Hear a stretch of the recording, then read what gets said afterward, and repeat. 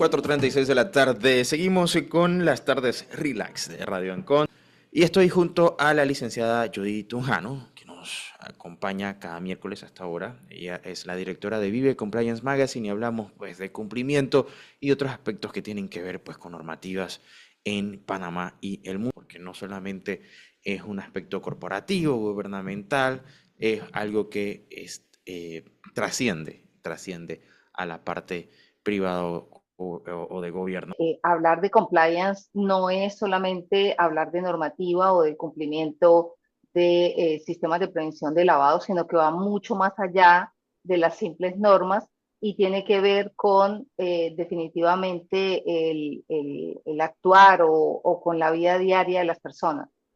Y por eso hoy la invitación es a detenernos a hablar sobre una problemática urgente que está muchas veces silenciada o mal enfocada y que no es solamente en Panamá lo que está ocurriendo, sino que es desafortunadamente en toda la región y que tiene que ver con el embarazo adolescente, específicamente aquí en Panamá. Y es que el Fondo de Población de las Naciones Unidas publicó un informe sobre Panamá específicamente que lo llamaron el impacto socioeconómico del embarazo en la adolescencia en Panamá y sus conclusiones son muy claras y también muy dolorosas, dado que lo enfocan al aspecto económico, pero que ese aspecto económico, más allá de lo que significa la parte económica en el Estado, digamos, en el país como tal, pues tiene unas cifras que realmente llaman la atención desde el punto de vista social, desde el punto de vista moral, si se quiere llegar, porque pues son aspectos que todos como sociedad tenemos que ver y todos tenemos la responsabilidad, no solamente el Estado. Fíjate que, por ejemplo, dice el informe que entre el 2017 y el 2021, 134.000 niñas y adolescentes entre los 10 y 19 años fueron madres en Panamá. 134.000 niños. Wow. Y ¿qué significa esto? Que cada día en promedio 74 niñas o adolescentes iniciaron su maternidad en estos años. Seguramente si hacen el estudio del 2022 hacia acá, porque este fue 2017-2021, seguramente pues van a ser otras cifras adicionales. Este estudio lo publicaron recientemente en el mes de mayo, principios de junio, entonces es información que está reciente eh, y que pues hay que hacer algo con esta información, ¿cierto? 74 niñas, adolescentes que inician su maternidad diariamente, muchas veces sin haber elegido, sin tener herramientas y en contextos pues profundamente Sí, desiguales, muchas de ellas sin haberlo elegido, es decir, producto de violación, por ejemplo, sin tener herramientas en contextos profundamente desiguales. Y hay otros datos que realmente pues estremecen. Escuchen esto, el 73% de esas adolescentes, 73, imagínate, tuvieron un hijo con un hombre mayor que ellas, al menos 5 años. Es decir, mm, que, eran mayores. claro, son mayores de edad, y no por 1 o 2 años, sino realmente 5 años, que ya es bastante. Y el 36% de los casos con hombres 10 años mayores que ellas. Wow. Es decir, que podemos, por ejemplo, seguir hablando de parejas cuando hay una niña que tiene 14 o 15 años con un adulto de 25 años o de 30 años, pues claramente esto no es una pareja, ¿cierto? Eso no se puede hablar de que está en pareja, sino que tiene una relación con una niña. Y entonces ahí es cuando hablamos o reflexionamos, digamos, cuando vemos estos matrimonios adolescentes en otros países, por ejemplo en África, que es abiertamente permitido. Sin embargo, por este lado del mundo tenemos una realidad muy parecida, pero que no está dentro de la legalidad. ¿No? Y adicionalmente que no es solamente el hecho de traer un niño al mundo, sino que también es un tema de poder, ¿no? De desequilibrio, muchas veces de relaciones donde no hay libertad, no hay consentimiento realmente, sino que son relaciones que nacen de la violencia, que nacen de otro tipo de situaciones en que las niñas, cuando es consensuado, siguen esta lógica de irse con un hombre 10 años mayor que ellas o simplemente quedar embarazadas. Bueno, Judy, y aquí algo bien importante que tú mencionabas al principio es que el estudio mide el impacto económico. Uno, yo creo que busca no revictimizar a las víctimas, lo cual es importante. Y segundo, eh, la verdad es que es un tema que normalmente se trata desde una perspectiva social. Eh, y, y pese a que se trata de una perspectiva social, siempre termina siendo frío por el tema de los números. Y aquí hay una realidad. Y yo creo que eso que decías de 73 en promedio diarios, que es muchísimo, no se soluciona de la noche a la mañana y algo tiene que estar saliendo mal. Pero aquí el aspecto importante en todo esto es que una niña que no puede terminar su escuela porque tiene que empezar a dedicarse a su maternidad, es una niña que va a ver mucho más difícil el poder estudiar o terminar sus estudios y profesionalizarse, el ser, no sé, si quería ser abogada, si quería ser doctora, ese sueño inmediatamente empieza, no es que no pueda hacerlo, pero empieza a hacerse mucho más difícil que antes. Y Sí, probablemente esto se da en entornos donde pues abundan las vulnerabilidades, o sea que ya de por sí su entorno le hacía todo difícil, ahora con esa situación pues mucho más complicado. ¿Y a qué voy con todo esto? Que cuando uno mira en términos de números, aunque parezcan fríos, a todos nos toca y a todos nos afecta, porque perdemos a una posible doctora, a una posible profesional, eh, y no digo que no pueda hacerse, pero es muy probable que no lo vaya a llegar a concretar, o por lo menos no todas. Eh, y al mismo tiempo el Estado tiene que hacerse cargo en gran medida de todos los costos que esto conlleva, ¿no? Y no solamente hablo de los costos médicos o los costos sociales, estoy hablando incluso de los costos a nivel eh, judicial, porque mira, eso que tú dijiste que me llamó poderosamente la atención, entre 5 y 10 años estamos hablando de diferencia entre las niñas y estos hombres. O sea que ahí más de un caso debe haber en denuncias. Entonces eso genera cargos al sistema que por supuesto salen del bolsillo de todos nosotros. Entonces ahí uno empieza a ver, y qué bueno que traiste este tema, Judy, que no es un aspecto como que pasa en los barrios esto, o pasa en ciertas familias, o pasa en ciertos casos aislados. No, eso a todos nos afecta. efectivamente. Y fíjate que no es solamente lo que le sucede a esta niña. O sea, en términos de costos, el informe señala que cuesta más o menos unos 1.500 millones de dólares anuales esta problemática del embarazo adolescente. ¿Y por qué cuesta tanto? Porque las madres, como bien lo señalas, pues abandonan los estudios, tienen menos oportunidades de empleo y generalmente quedan atrapadas en un ciclo de pobreza que es difícil de romper. ¿Y porque tiene una consecuencia adicional? Y es que también está probado por estudios que se han presentado muchas veces y es que dependiendo del grado de escolaridad de la madre, este niño va a tener, este niño, esta niña, este hijo, va a tener la posibilidad de tener un mejor futuro. Entonces, si estas niñas adolescentes no logran, abandonan sus estudios, no logran volver a escolarizarse, no terminan el nivel secundario, que este es otro de los datos fuertes, que más del 60% de estas niñas no terminan ni siquiera el nivel secundario. Entonces pensemos en el futuro de estos niños. Por eso es que el costo económico se vuelve tan alto porque ya no es solamente la oportunidad que se perdió con esta doctora, con esta profesional o incluso en un trabajo técnico, esta especialista en cualquier rama que hubiera elegido, sino también con su hijo que llega en unas condiciones de pobreza que ella misma no es difícil de romper y que adicionalmente, normalmente estos hombres, que son los padres de estos niños, eh, un tiempo después las abandonan.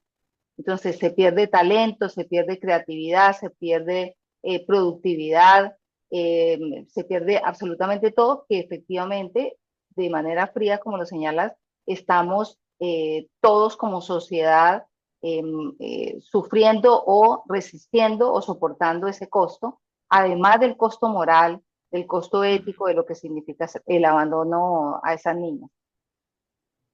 Bueno, ya de por sí, cualquier caso, así fuese uno solo, es lamentable, es repudiable, es pues todo lo peyorativo que pueda decirse al respecto, porque no debería suceder, o sea, no debería suceder. Quitarle la inocencia a ningún niño. Ajá. Y en este caso, pues hablamos de los embarazos adolescentes, en donde se truncan las oportunidades de esa persona, de ese individuo que a lo mejor tenía otra idea para su vida y ahora tiene que replanteárselo, ¿no? No es que no pueda llegar a hacerlo, pero no debería ser una decisión impuesta por una irresponsabilidad de un adulto y ni hablar de todos los otros casos. Pero decías más de 1.000 millones de dólares al año en costos. Y uno se pregunta acá, porque a veces uno dice, ¿a dónde se va la plata? Solamente el canal aportó cerca de 2.500 millones en ingresos al Estado. O sea, que estamos hablando de que más de un tercio del ingreso del canal se perdió, digámoslo así, para poder entenderlo, en un problema que la sociedad sencillamente sabe que está, pero que ha decidido ignorar porque hay más problemas, ¿no? Y vemos que esto acá como que, bueno, como no me ha pasado, vamos a ignorarlo y vamos a seguir. Yo creo que no, yo creo que hay que sentarse y realmente tomar al toro por los cuernos. Sí, mira, y esto es que nos lleva a otro aspecto y es la falta de educación sexual integral que se está dando a los adolescentes, la falta de programas de prevención efectivos. No hay, no, el mismo informe señala que no se le está hablando a los adolescentes verdaderamente dentro de un programa que tenga, o sea, que presten atención, que sepan la información básica sobre su cuerpo, sobre sus derechos, sobre lo que significa el respeto, sobre lo que significa la sexualidad de cada uno, y esto también tiene que ver con ese doble estándar, con esa doble moral que la sociedad tiene, y es que, por un lado, este tipo de problemas les parecen trágicos porque hay un embarazo adolescente, pero por otro lado no quieren hablar sobre temas de sexualidad porque les parece que es demasiado y que no se les debe hablar a los niños. Entonces, también tiene que ver con un tema de educación. Y ese tema de educación tiene que ver con los adultos, con las personas que están encargadas de la educación, con los programas sociales que se tienen que implementar, los servicios de salud, con que el Estado, a través de programas de educación, pues llegue hacia estas familias, llegue hacia los niños, llegue hacia las niñas y también puedan entender y puedan educarse para que ellas mismas tengan herramientas para resolver este tipo de situaciones. Un mayor acceso también, por ejemplo, a programas de planificación, que también es otro tabú que se ve en la sociedad, los temas de planificación, los sistemas de planificación para una niña eh, que pues claramente lo está necesitando en un momento determinado y que como sociedad se le está negando por un tema, por una moral disfrazada. Bueno, y esto de la salud sexual creo que es un tema que ha levantado pasiones. Ha habido pues reacciones a favor y en contra. Ha habido también, yo siento que una distorsión en ambos sentidos, ¿no? Algunos que señalan que se está alterando, como bien lo decías, digamos, la enseñanza y se están dando a conocer cosas que un niño no debería saber, otros que consideran que la forma es lo más importante, no tanto el qué, sino cómo. Yo creo que debe haber, y tú tocabas la parte del autoconocimiento, pero también del valor. O sea, yo creo que la mejor educación tiene que ver con, la mejor educación sexual, tiene que ver con el valorarse uno mismo. Y eso Ajá. también se tiene que enseñar. Yo creo que esa parte no sé en dónde se enseña. O sea, no sé si hay alguna materia que realmente se dedique a decirle a los niños, a las niñas, que tienen un valor, que tienen que planificar su vida y que tienen que ser responsables en sus decisiones. Bueno, y ahí es donde quizás tú has tocado un punto importante que desde hace mucho no he vuelto a escuchar, mediáticamente al menos, la discusión y si se vaya a proponer algo que ataque. Yo soy fiel creyente que la educación es la clave. O sea, hay que educar bien para tener una sociedad como todos esperamos. Pero si la educación está fracasando, pues la sociedad va a ser el reflejo de su educación. Sí, mira, y sobre todo ahora con estos adolescentes hiperconectados, que van a aprender definitivamente o van a tener conocimiento de ciertos aspectos que deberían ser eh, canalizados o deberían ser tratados por expertos, los van a conocer a través de las redes sociales, a través de TikTok. Por eso la educación sexual integral pues debería ser obligatoria en las escuelas privadas y en las escuelas públicas. Tener acceso real a servicios de salud, sexual y reproductivo, no solamente a la salud normal, sino también a la salud sexual y reproductiva en todas las provincias, digamos en las zonas rurales, en las zonas indígenas, porque definitivamente allí es donde más suceden este tipo de casos. Y también capacitar a los servicios sociales para que puedan identificar de pronto uniones que están forzadas, que están manipuladas, que las niñas están allí por obligación.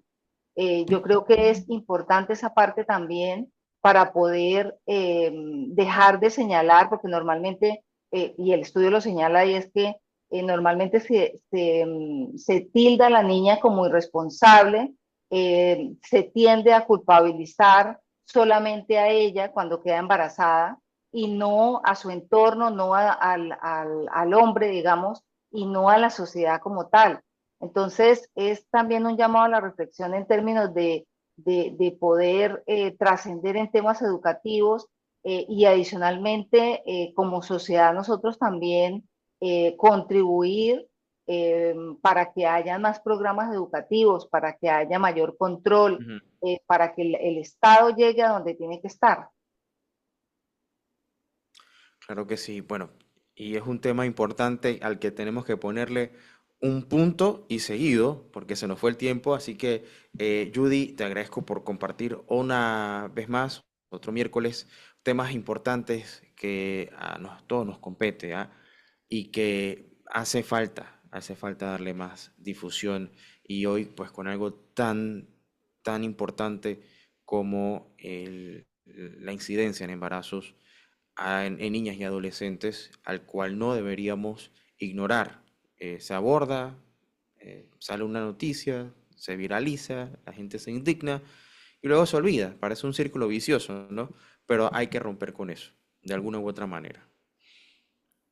Así es. Judy, bueno, esto y más lo pueden ver también en vivencompliance.com, ¿eh?